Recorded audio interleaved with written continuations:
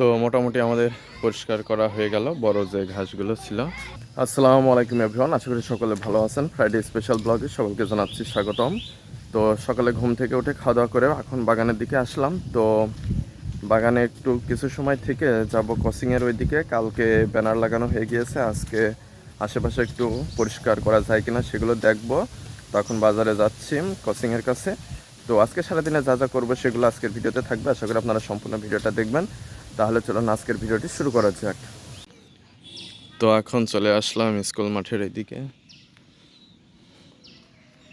তো আরেকজন আসবে, তার সাথে দেখা করতে হবে, পরিষ্কার করা যায় কিনা কথা বলতে হবে।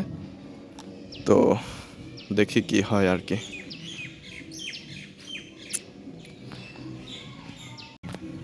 তো ফিল্ডের কোনায়ও আমরা একটা ব্যানার বানিয়েছি, এটা হচ্ছে গাছের সাথে মেরেছি। তো কোচিংয়ের এখানে চলে আসলাম। তো চারপাশে অনেক গাছগাছরা রয়েছে, তো এগুলো পরিষ্কার করতে হবে।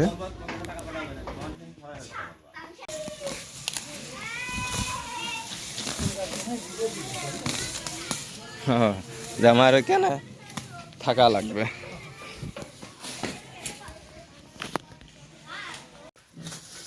তো আমাদের পরিষ্কার করার কাজ চলছে, মোটামুটি উপড়ানো হয়ে গিয়েছে। এখন এগুলো টেনে একদিকে রাখতে হবে।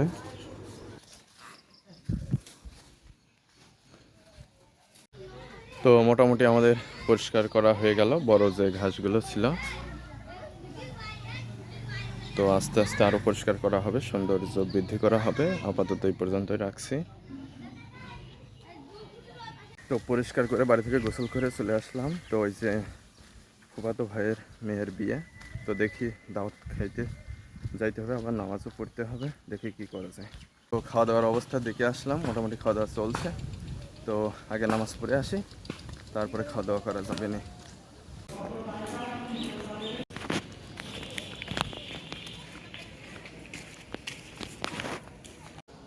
তো নামাজ পড়া হয়ে গেল, এখন যাব বিয়ের দাওয়াত খেতে।